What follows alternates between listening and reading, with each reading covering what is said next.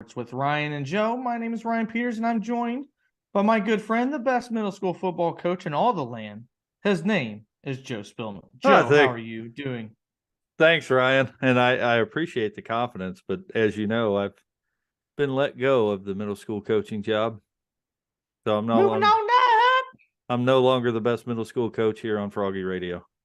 No, you went out on top.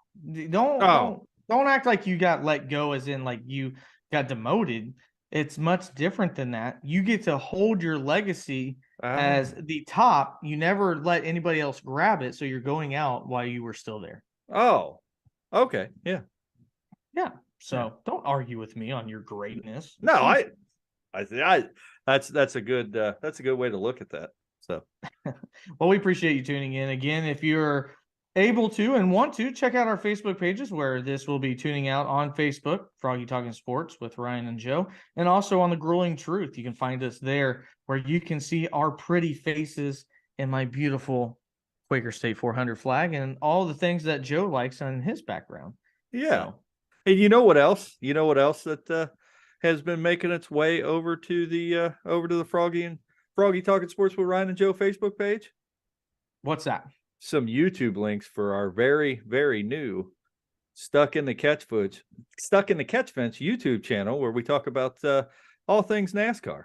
Yes, that is on there as well. And we have some regional champions that we've been passing news Yes. on as we've been following the journey of a couple wrestlers, Joe. Some that you know very, very well, more Yeah. often not a couple football players. Yeah. Yeah. Yeah. So, Peyton Richards and Gabe Rose both won the Jeffersonville Regional and wrestling this past weekend. I believe Peyton was at 120-pound division. And I think, if I'm not mistaken, Gabe won the 136-pound division, or maybe 138-pound division.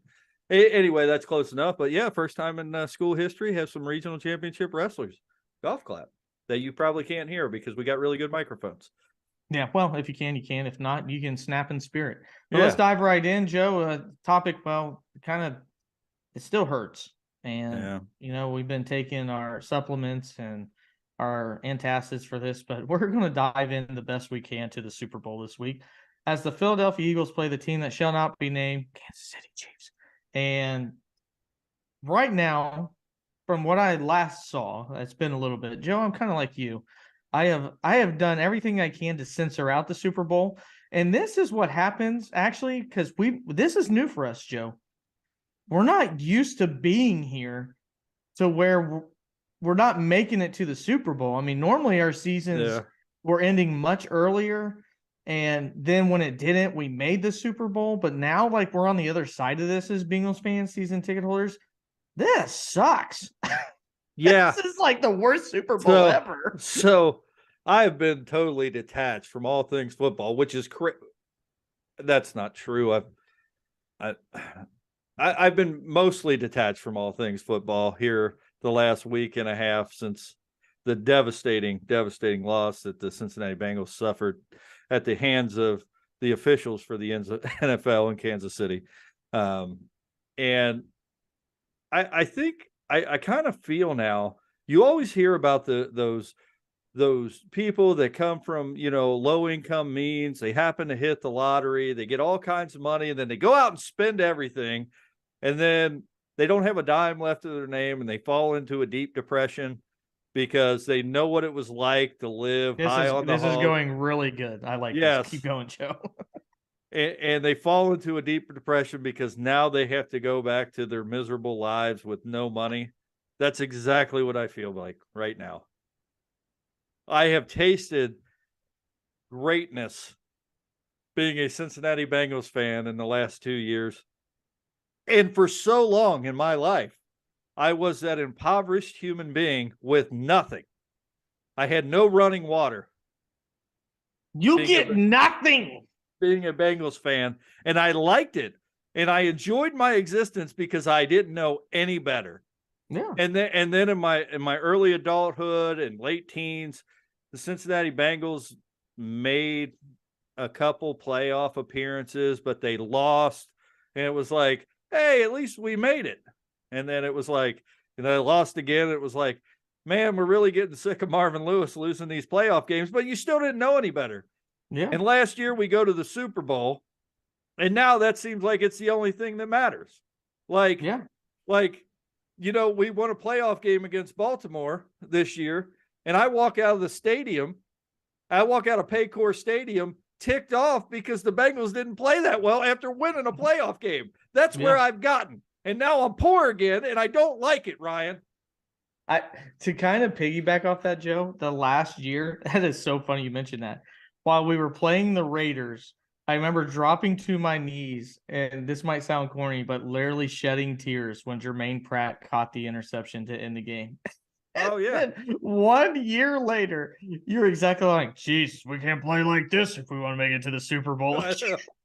Like, it's sad that we feel that way, because at the end of the day, the Bengals had an incredible season, and based on their start, 0-2 start, they dropped that terrible game that they should have won against Pittsburgh, the very first game of the season, where the officials got in the way of another Bengals win and didn't call a Jamar Chase touchdown for whatever reason. And then I almost said Neil Rackers couldn't make a field goal, but God, I did that on purpose. That's a name drop. Jesus, yeah, I haven't heard that name forever. Doug Pelfrey was struggling, and now Money Mac was struggling at the beginning of the season. Really had struggles all season, but and then they go and they play the Cowboys, and they lose by 3 to a Cowboys team, to a backup quarterback, even though he was playing really well. I got really disgruntled, and I think we even did a radio show, and I'm sitting here, all is lost, and then they end up 12-win season, regular season, and they actually played really well. They played well. They were able to win the wild card round, beat the living daylights out of Buffalo, which was great. And we got to be there, Ryan. And it was a very good experience. We learned how to play some darts, something we're chalking up to tell our kids later. That's right. Even though you tried to fight me. And yeah, you said, I'll fight you right now. Something like that. Carry the one. That was you? Yeah. No, maybe. I can't remember. We should not have sharp projectiles in our hands. I think that's one moral of the story. So then, we go to Kansas City, and I was lucky enough, and I really, I'm disappointed, but I really got to say, I was lucky enough to go to an AFC championship 2 years in a row. And this year the Bengals almost won that game, and they didn't play well. And, I harp on the officials, and at the end of the day, I do think that the officials caused some deterrent in that game that shouldn't have happened. I think at the very least, that game should have went to overtime if it was officiated correctly. But at the end of the day, you don't leave things in the hands of the officials. And the Cincinnati Bengals fell in their second straight appearance in the AFC Championship game, of course, winning last year. So at the end of the day, as a Bengals fan, we should probably get over being as disgruntled as we are about that loss, and be happy that the last 2 years we actually had a purpose and a team to root for. So I'm Houday all the way. I'm getting over, grieving's a process, and I'm about over it. And I think by Sunday, I'll be ready to catch some of the Super Bowl. That was our 9-minute grieving / psychological, psychiatric approach to how we can talk about the Super Bowl, which was what this originally was supposed to be about. But Joe, I feel better. You got things off your chest. Yeah. You didn't throw anything. There's no tears being shed. I think you're finally to that point where you're moving on. And, this show has to move on as well, to where we talk about the Kansas City Chiefs taking on the Philadelphia Eagles. And I think, you look at two teams, they have the same record. They're both the number 1 seed. And at the end of the day, Joe, you could argue they both deserve to be here because of what they did in the regular season. I mean, the only losses really the Eagles shown is whenever they didn't have their quarterback. And at the same time, the Chiefs have been playing, just as good as football as anybody else, going in on winning streaks. And, now the number 1 seeds meet. And as it's listed right now, the Philadelphia Eagles are the favorite. I think both quarterbacks needed time to get healthy. I think that's more important than anything. I think I personally think Jalen Hurts needs more time to get ready than Patrick Mahomes. I think we've seen what Patrick Mahomes can do on one foot. We've not been able to see really what Jalen Hurts has to do to win a really big game, as they have blown out their opponents. And Joe, I just simply don't think they're going to blow out the Chiefs. I don't think that's one of the possibilities, and I'm willing to be completely wrong. But in my opinion, what I've seen out of the Philadelphia Eagles is that, they've been able to rely on their defense and not had to use their offense, and they've been able to use their running game. I think they're going to have to be able to throw the ball to keep up with Patrick Mahomes. And if I was a betting man right now, as painful as it hurts me to say it, I'm going to go with Patrick Mahomes and the Kansas City Chiefs, because I think their defense is playing good enough, and I think Patrick Mahomes is good enough. And I think that, the Kansas City Chiefs come away on top of it, at least at this moment. Ryan, I cannot disagree with anything you're saying, really, because I think Jalen Hurts, even though he's had these 2 weeks to get ready, I think he's still hurt, and I think Jalen Hurts is hurt bad. Yeah. The only thing that I think Jalen Hurts is going to be able to do is run the football, and we've seen that in the playoffs in the last 2 games. And that's unfortunate, because he did play well before he got hurt. Now, one thing that the Eagles have on their advantage, or to their advantage, is they have the best offensive line in both pass blocking and run blocking in the NFL. Yeah. That offensive line is incredible. And I covet that offensive line, because could you imagine what we could do with that offensive line in Cincinnati? Joe. Stop, Joe. Just stop. But not even Madden would let you put that offensive line on the Bengals. It would say incompatible. Oh man, that would be great. and I think, day one, when young kids show up to play football, one of the first things that good coaches tell them is the game's won in the trenches. The game's won on the offense and defensive line. And that's still true in the NFL. We saw that in the AFC Championship game. We kind of saw that in the NFC Championship game, but we also saw, you kind of got to throw the NFC Championship game out the window. San Francisco didn't have a quarterback. They couldn't even make the game competitive. Literally. Not figuratively. Literally, they didn't have a quarterback, and it turns out that Brock Purdy has to get Tommy John surgery. He's going to miss all next season, which is crazy to me. But I think from what I understand about that situation, I think Brock Purdy was going to seek a second opinion, because that's got to be somewhat of a shock to him. Not to get off on a tangent, but the the Eagles kind of had a give me game in the NFC Championship. So here we are in the playoffs. They really didn't have to do much in the NFC Championship game, even though they put up over 30 points. I mean, what do you think is going to happen when a team realizes that they have no chance of winning a game because they literally have no quarterback? So I tend to agree. I think Philadelphia's defense is a little bit better, or is better than Kansas City's defense. But I honestly don't think that Kansas City's defense is better than Cincinnati's defense, at least in the secondary, and especially in the red zone. So I think that Patrick Mahomes is going to be able to read that defense. I think he's going to be able to work with it, and I think he's going to be able to put up points. So I think at the end of the day, I think Jalen Hurts is going to be able to run. I think he's going to be able to throw them check down routes like he has been in the last 2 playoff games. I don't think he's going to be able to throw the long ball, and I think he's going to get outside of the pocket a lot. So if the Eagles have any chance of winning this game offensively, Jalen Hurts is going to have to do it on his feet, because he can't do it with his arm. On the other side of that, Patrick Mahomes still has that high ankle sprain. He's not going to be as mobile. But you know what? Patrick Mahomes doesn't look bad, and it pains me to say this. Patrick Mahomes doesn't look bad when he's contained to the pocket either. As a matter of fact, if he made that his game, he might have a longer career and be a better quarterback, because he threw for over 300 yards on the Bengals, and he couldn't really get outside of the pocket all that much. He did at times, and he still made those incredible plays, which if you have that as a weapon in your tool belt, if you have that as a tool in your tool belt, but you're still a 90% pocket passer, and you could read the defense and you could save your body, man, how dangerous would he be then? You talk about a serious dual threat quarterback. That's what that means. So I have a hard time seeing a situation here where Philadelphia is able to beat Kansas City in this game. And at the end of the day, after I get over my mourning and grieving of the AFC Championship loss, at the end of the day, I'm still probably going to root for an AFC team. So there, I said it. Yeah, I agree, and I think the AFC route's been much harder. You know what these teams have had to go through, the gauntlet that is the AFC, I think is just much more difficult. And maybe I feel a little bit differently, like you said, if the 49ers did have a quarterback, but they didn't. And I you want to go where advantages are. Jalen Hurts has much better weapons than Patrick Mahomes outside of one player. And Travis Kelce can change a game by himself. He needs one play to change a game by himself because he is the best tight end in football.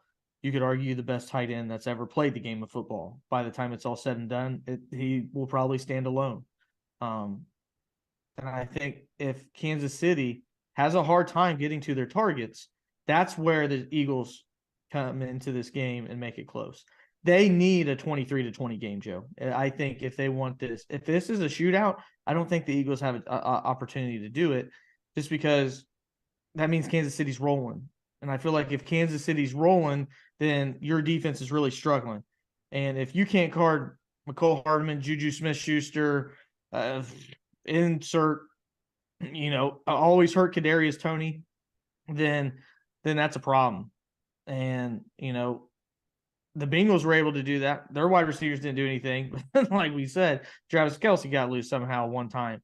And, and I think the Chiefs will probably have a lot better opportunity to rush than what the Bengals were able to present to them.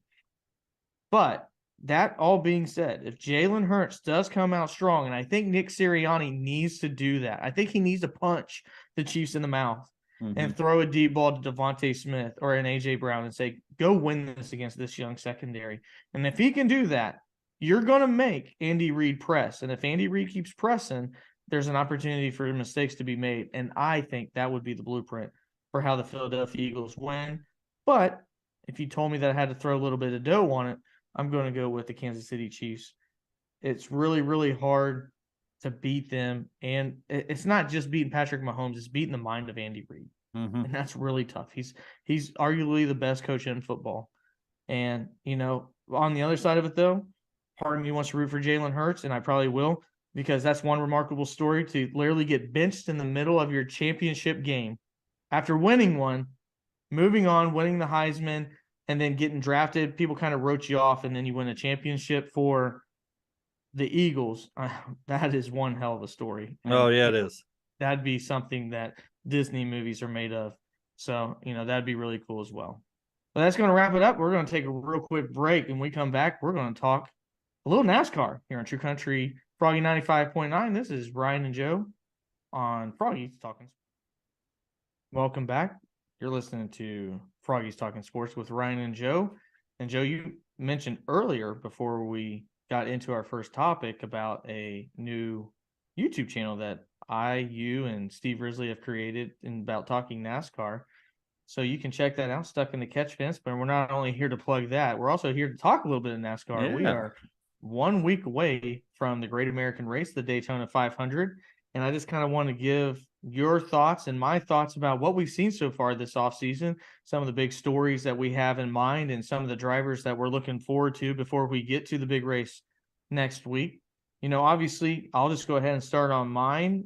We just got done with the Clash. And one big question for me, and maybe I've been more pessimistic than anybody else, number one, because I'm not used to seeing my driver race a bow tie. I mean, I know he did at one time, but Kyle Busch moving to a Chevy and wondering how that's going to be, and having a partner like Austin Dillon, who, for all intents and purposes is nowhere close to Denny Hamlin, Martin Truex Jr. as a partner, or even Christopher Bell, who is an up-and-coming star in the NASCAR ranks, and wondering how that's going to look in Richard Childress Racing, and something that we've talked about before. But after the Clash, and I know that's one race, I think I see a hungry Kyle Busch. And I see something that I didn't see last year, Joe, and that's a guy that actually smiled. I think he's determined on the track, but I think he's so far removed from whatever that distraction was. And Joe, if we would have started last year, the Daytona 500 preview, and I would have said, "Hey Joe, this is going to be the last year you see the 18 car on the racetrack," you would have thought I was crazy. I mean, I would have thought I was crazy. I'd be checking what I was drinking. Yeah. And now that not only did that happen, but he moved completely out of Toyota, the greatest Toyota driver of all time, into a Chevy. We see at least very, very, very early in exhibition race that Kyle Busch, Austin Dillon, and RCR has some speed. And that's my first headline is I'm now ready to commit after seeing them on the track and say, I think RCR is here to play games this year. This car is an equal force for most teams. We've seen rises come very quick. Trackhouse Racing being the number one example. I mean, literally took over a Chip Ganassi racing team that was average at best and then exploded with 2 drivers, one making the final 4. And I think RCR can have that next step as well by using Kyle Busch. And I think also we might think that Kyle Busch is happy. I don't know, Joe, if anybody's happier than Austin Dillon to have somebody like Kyle Busch on his side and, be able to break down cars for him because he's never had a teammate like that. We like Tyler Reddick as a prospect, Right. but he sure as hell ain't no Kyle Busch at this age. No. I mean, he's 27 years old and he's nowhere close to accomplishing what Kyle Busch has. But I actually feel good now, and I'm willing to finally say I'm content seeing Kyle Busch in the 8 car. And I think more importantly that he can be competitive. Well, Ryan, I know you don't like when I say this, and I give you a hard time all the time when we talk, NASCAR. I'm happy, and I was happy when the news broke that Kyle Busch was going to go to a Chevrolet and be sporting the bow tie, because I've always been a Chevrolet fan. The drivers that I've always supported. Joe, and let me stop you real quick. I'm not. My car, my driveway looks like a Toyota used car lot. I don't care. Just to kind of, I know, but I'm just giving you like my commitment is even beyond NASCAR itself. So like it was a huge difference for me, moving on from that. But I will let you finish. I understand it, Ryan. I know how big of a fan you are of Toyotas and how big of a fan you are of Kyle Busch. And I was always kind of a hidden Kyle Busch fan. I always secretly rooted for Kyle Busch, but that's kind of been, as far as NASCAR is concerned, really any sport for me. I've always hated people when they were younger and winning and dominating for whatever reason. And, it was just kind of like, this young punk. But as in any sport, as people get older, Tom Brady, for example, I used to hate Tom Brady. The last 10 years of his career, I was like, look at this old man go, and really became a fan of him. Kyle Busch is kind of the same way. Jeff Gordon was the same way for me.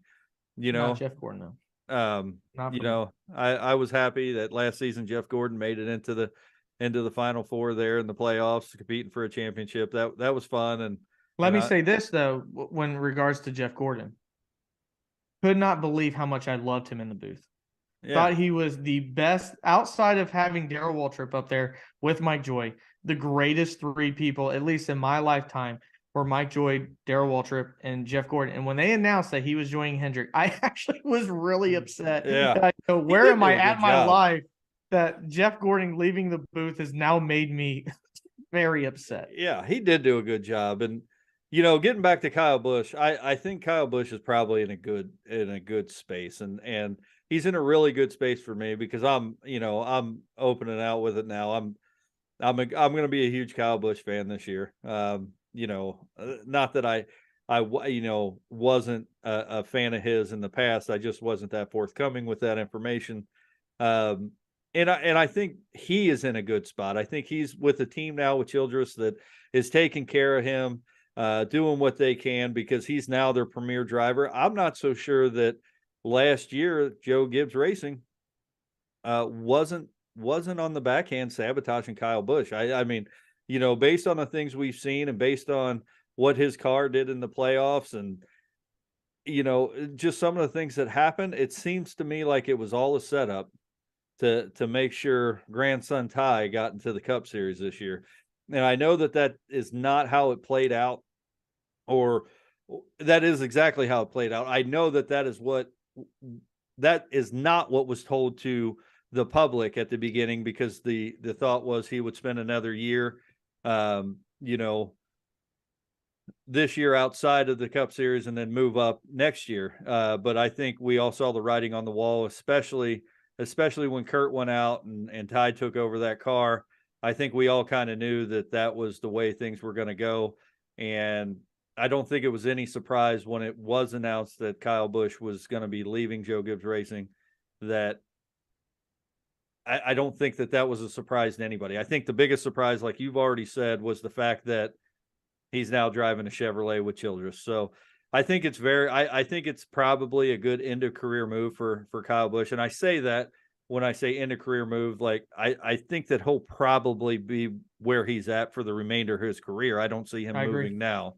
Not that his career is going to end anytime in the near future, I don't think, but at the end of the day, I think we're going to see big things out of both him and Austin this year. So I'm kind of excited to see what they're going to put out on the track.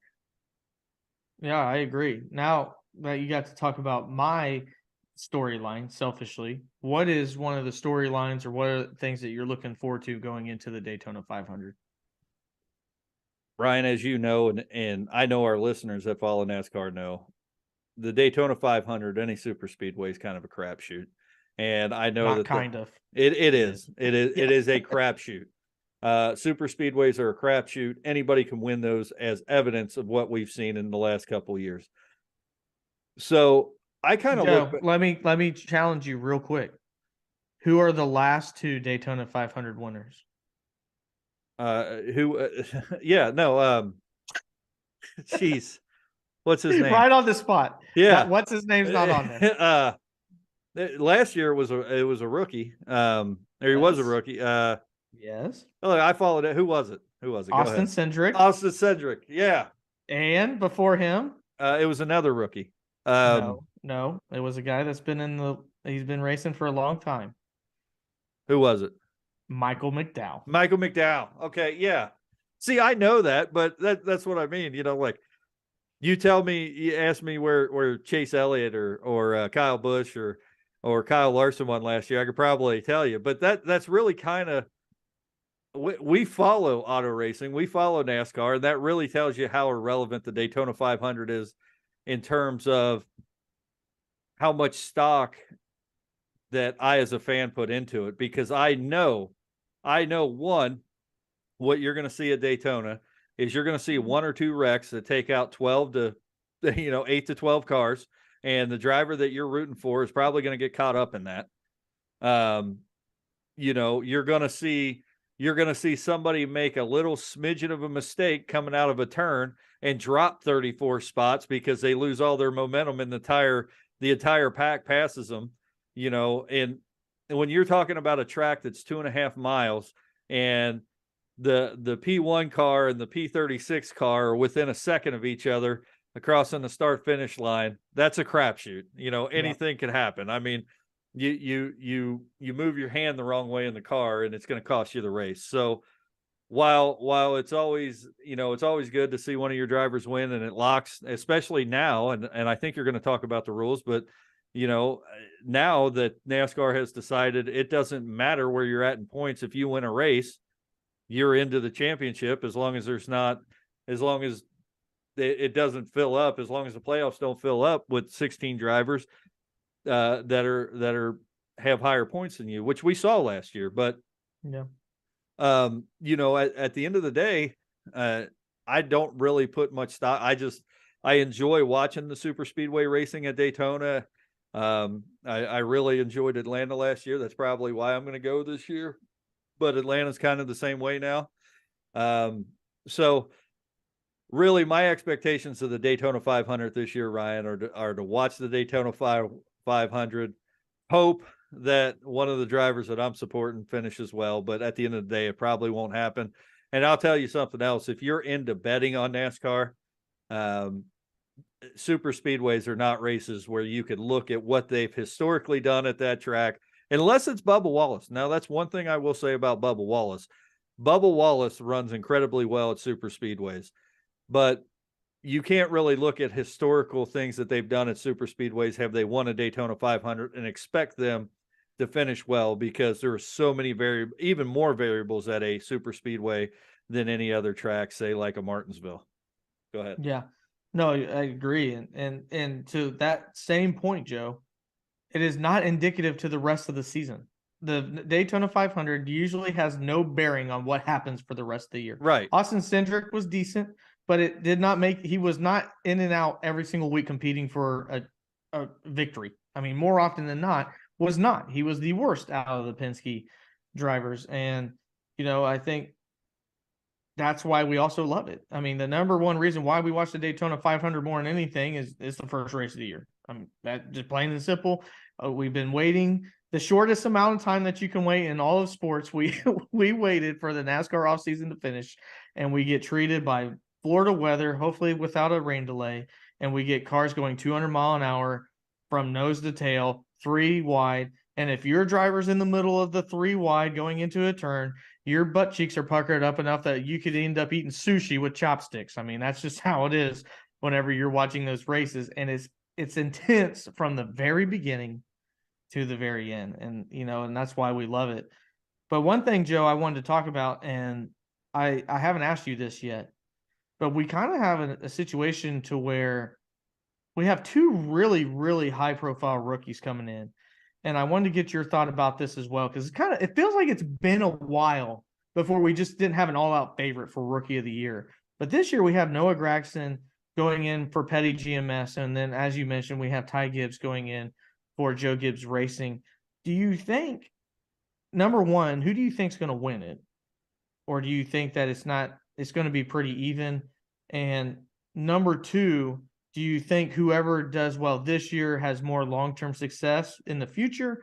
Or do you think, one is more equipped to win now, but the other one may end up having a better career? Did Gregson, was he a junior motorsports driver? He was, yes. Okay. He was the young man that everybody wasn't real happy with most of the season, right? Always had the mullet. He intentionally wrecked somebody at a road course and took out 20 people. Right. Yeah. So, and I know. Hates Ty Gibbs. Yeah. And I remember Junior made a comment on that. Hates Ty Gibbs. I would say this. I would say when your grandpa was Joe Gibbs, you're going to be set up for about as much success as humanly possible. And I know on one of our NASCAR shows that we did last year, I more than messed with you on one show. I know you remember that, about Ty Gibbs and him. Some of us got hot and bothered. You got a little upset, and I thought it was great. But to be realistic on that point, Joe Gibbs isn't going to let his grandson fail. I 100% believe that. He's going to have the best car out of any Gibbs driver. He's going to have the best setup. They are going to spare no expense to ensure that he has as much success as possible. And I think we'll see that pay off on the track. Noah Gragson, I think was a great driver in the lower series. He did well. What did he race? 2 years in the truck series as well. Is that right? Yeah, a couple years there. Yeah, stayed in the Xfinity a little bit longer than people thought. Right. And was one turn away from catching Ty Gibbs and winning Xfinity Series championship. Yeah, so I think if you're going to look at who probably the odds favorite is to win Rookie of the Year, I'd say you'd have to say Ty Gibbs right now. But we haven't seen the first couple races of the season either. So, and I don't put a lot of stock into what we saw in the Clash. I know Gragson wrecked out of the Clash. If I remember that right, pretty early. Yeah, he did. And then Ty Gibbs caught on fire in practice. Right. Ty Gibbs caught on fire in practice, which is kind of goes against everything that I just said. But I think that is a NASCAR exhaust problem.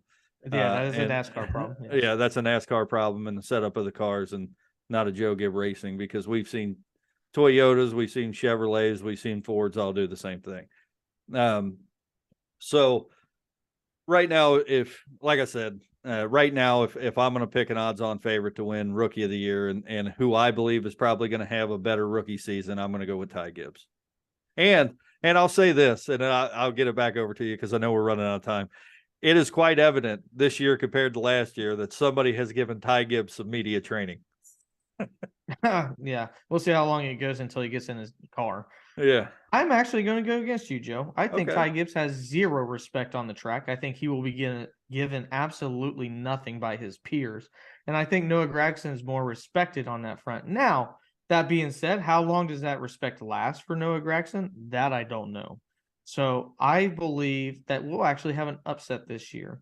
And a lot of people are going to say that I am anti Toyota because I have a lot more takes coming up here, not only on this channel, but channels moving forward. Um, and I am anti Toyota this year, and I will get into that why. And I think the very first step is their rookie. I think Noah Gragson will have a better year. Ty Gibbs only had one top 15 last year. And let's not pretend. I mean, Kurt Busch won in that same car. It's not like he was sitting there putting around for Rick Ware Racing.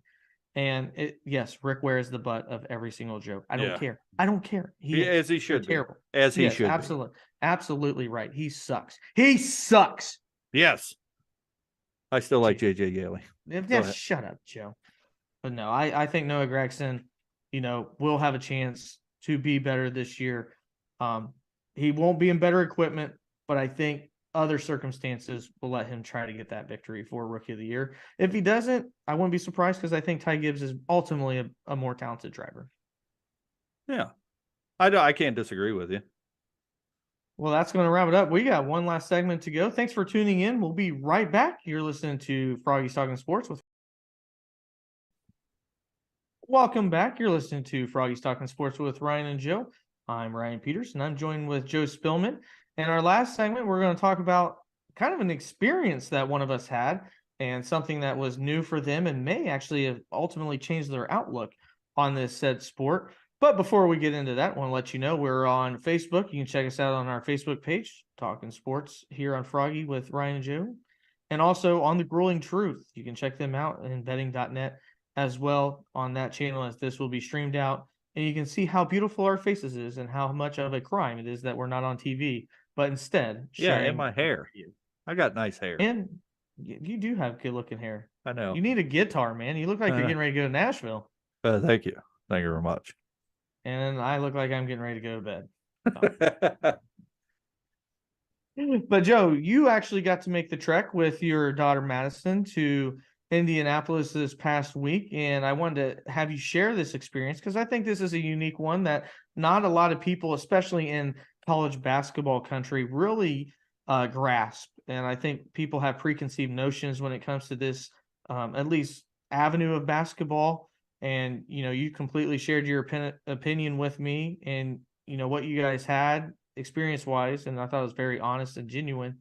And I think a lot of people could learn from that as well if they decide to do the same thing with an open mind. So I will give you the floor.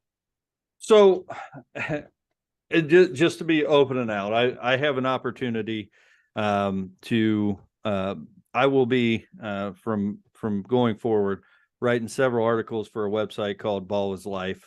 And some of those articles are going to consist of betting picks, which if you're into sports gambling, I will tell you picking sports in a logical way is not so much about understanding, the actual sport that you're watching, which I understand basketball. And of course we're talking about the NBA here.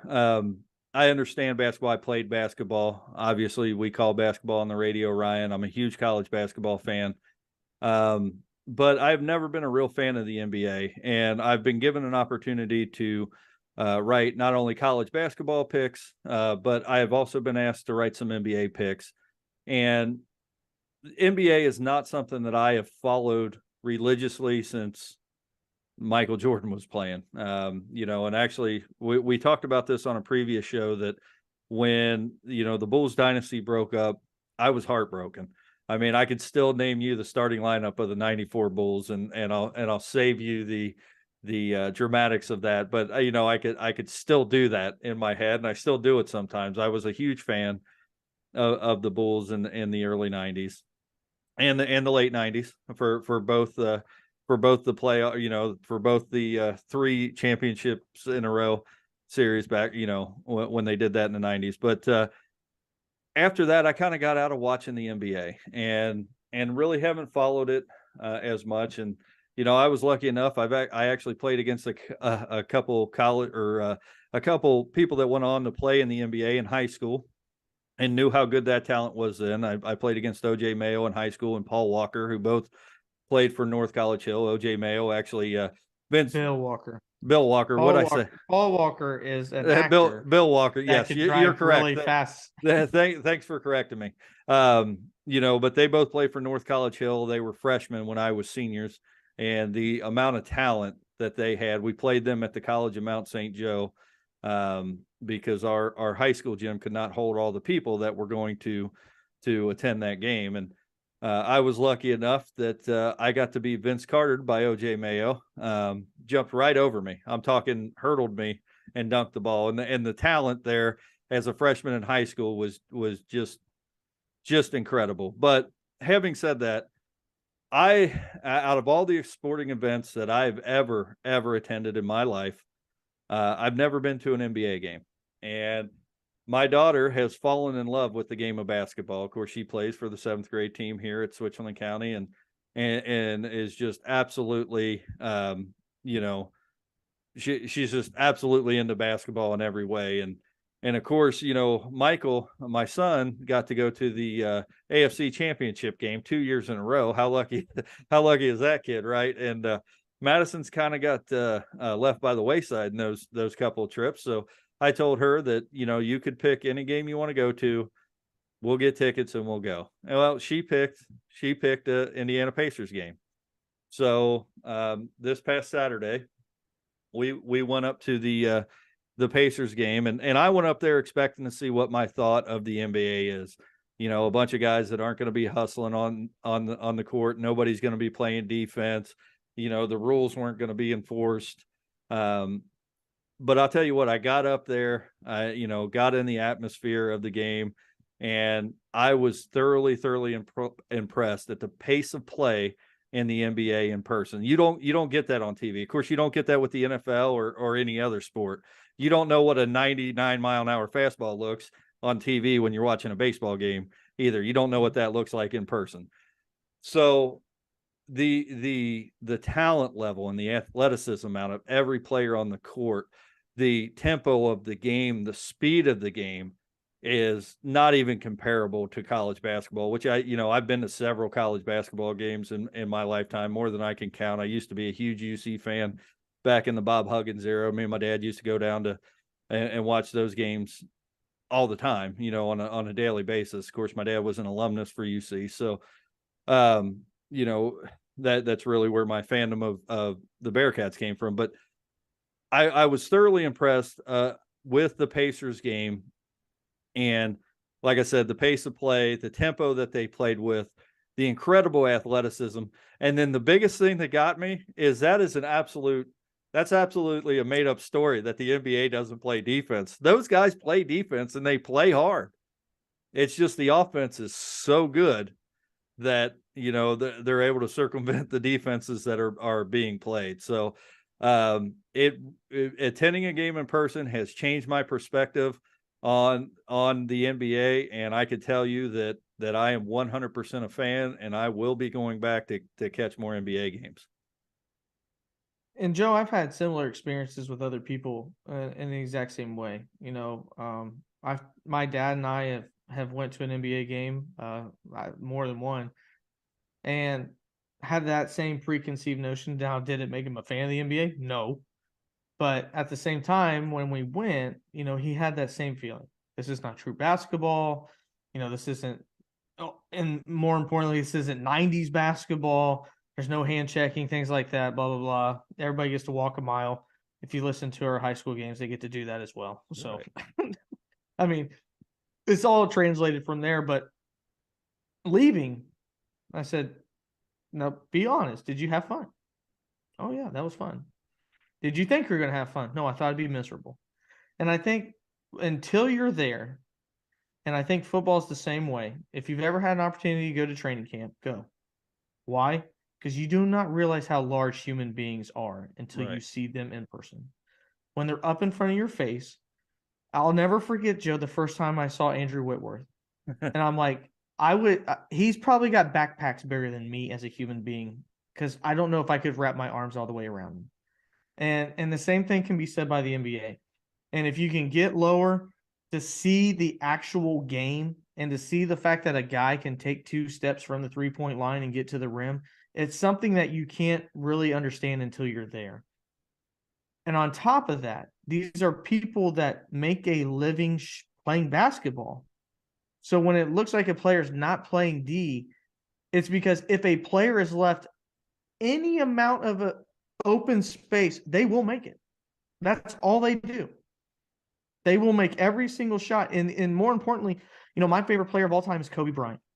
And the amount of opportunities that he had to make shots with a hand in his face, it would look like, he played good enough D. No, other people cannot make that shot. He's once in a lifetime type of player. And now you get to see these people on a similar scale that the worst player in the NBA literally could go to your local Y and play for money, and not one single person could beat him ever. Right. Ever. A guy that doesn't shoot in the NBA doesn't miss when he's at his local YMCA just tossing up shots. The difference is there's nobody 6'10" in front of him. There's nobody that can, do the same things that he is able to do on that level. And Joe, you even got to play with that type of talent. Oh, yeah. There's a difference in type of step. And that's what I say to people all the time, playing pickup ball with people that I've never played with an NBA player, but I've played with a couple D2 players and one D1 player.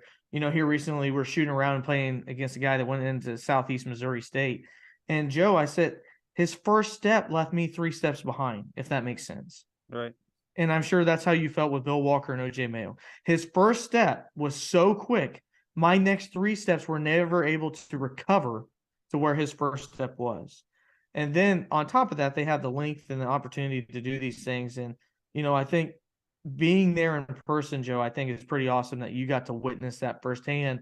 And I'm glad you got to do it with an open mind, because if you went in and said, you were bah humbug about the NBA, that would have never been a nearly as enjoyable experience. And more importantly, probably made it a little bit more miserable for Madison as well. This ain't basketball. They ain't playing no defense. Everybody's child, blah, blah, blah. But you came away with it actually enjoying it. And I think that's an awesome testament, for somebody that ultimately had what they viewed as a sport already pegged and came away with a much different opinion. Well, yeah. And, the other thing, and I don't know if this is just, kind of conducive to Indiana Pacer games, or, I'm sure driving in other cities are miserable, but how easy it was to get down to that game, coming right off 65 Virginia Avenue to the parking garage and then getting out was just as easy.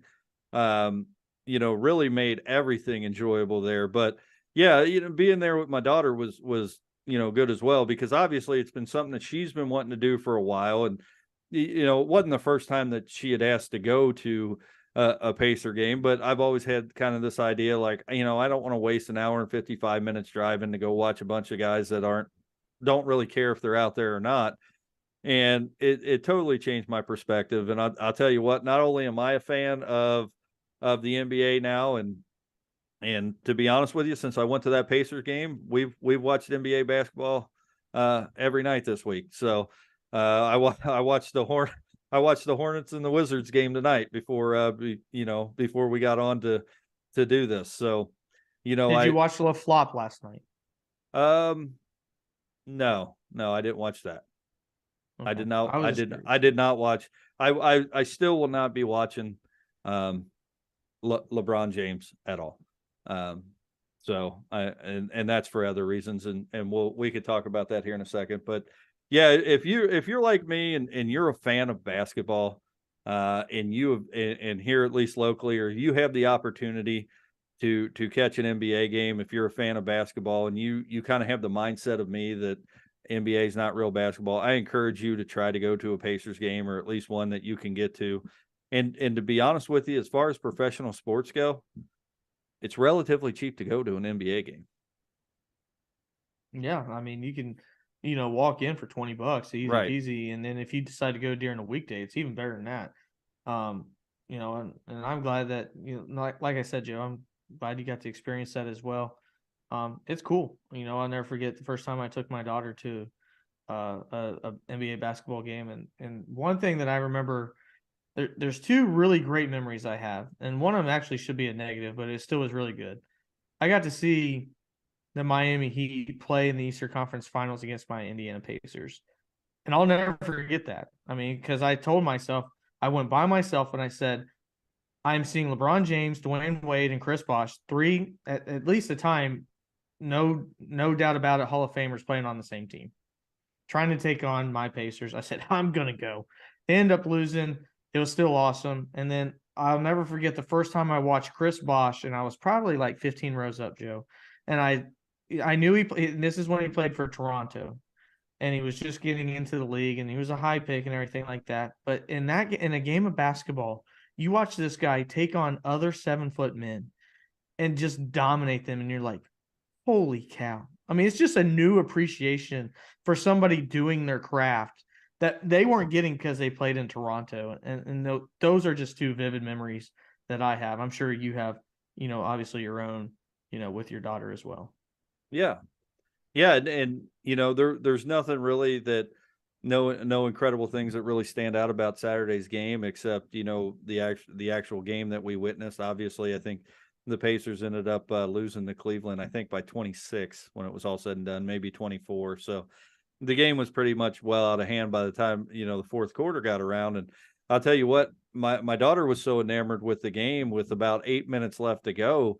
It was obvious the Pacers weren't going to win. And that's, obviously who she was rooting for. And I looked at her and I said, we can go if you want. And if you want to try to beat the traffic. And she kind of looked at me with those, with those daughter eyes and said, I want to stay to the end of the game. And I was like, okay, stay to the end of the game. I'm fine with that too. So yeah, she said you would never said that at a Bengals game, so don't you dare say that. Oh yeah, yeah. I'm one of the last people out of Paycor Stadium. I can tell you that. So, yeah. So well, how that's about too bad. I was actually looking forward to a video of Madison's victory dance. Yeah. Whenever. So yeah. Maybe next time. I'll have to get that. What do you think about speaking of LeBron? You want to talk about the historic night last night for LeBron James? I will give my quick synopsis. Don't like LeBron, never have. Used to have a love-hate relationship with LeBron as the player. Now that is just completely torn away. I don't like LeBron. I don't like anything that he stands for. People can dislike my opinion of that. I just don't. I think he's the fakest superstar that's ever played any professional sport. And the fact that he is trying to be compared to Michael Jordan, I think in every facet of the game is just wrong. He got an individual accomplishment. Congratulations. And nothing could be more poetic than the fact that he ended up losing to a terrible Oklahoma City Thunder team while then trading away his teammates the very next day. So there's LeBron's summary. Oh yeah. Well, I think there was a pretty hefty argument in the locker room. And I think some trades came out of that from what I understand, but I'll say the same thing. LeBron James came out and said last night, or made the comment, that he thinks he's the greatest to ever play the game. I don't know if you caught that statement by him. Not shocking. So I'll say this to LeBron James, which he will probably never hear this, but I'll just get it off my chest. Nobody, at least in the last 30 years, has ever argued that Kareem Abdul-Jabbar was the best player to play the game. He was a very good scorer. And at the end of the day, if you have the all-time scoring record in the NBA, I will congratulate you on two things. Congratulations on being the all-time scoring leader, and congratulations on being able to have a long 20-plus year career, because that's what it boils down to.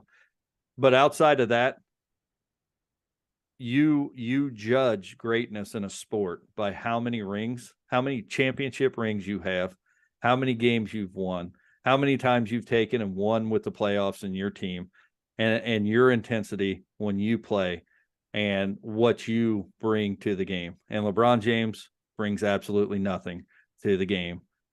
He can't win He has won championships, but what's it taken him to win championships? He's had to have other Hall of Famers around him. And I know Michael Jordan did as well. He had Scottie Pippen.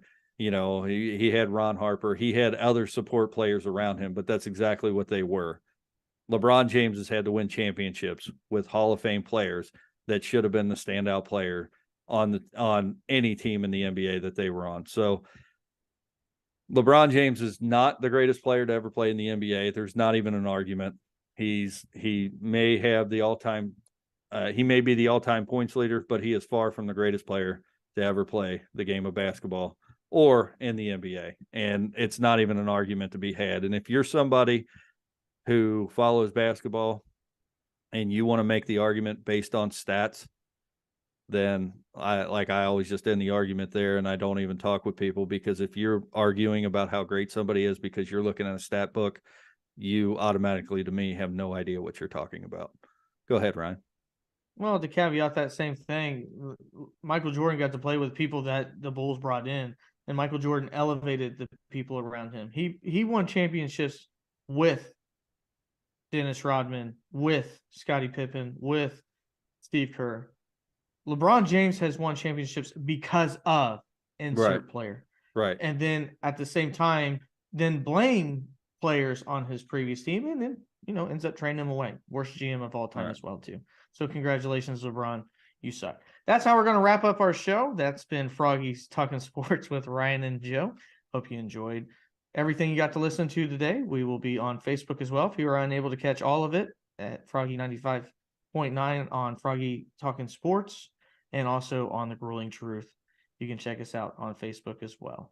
That's going to do it. We'll be with you next week. Have a good night, and God bless.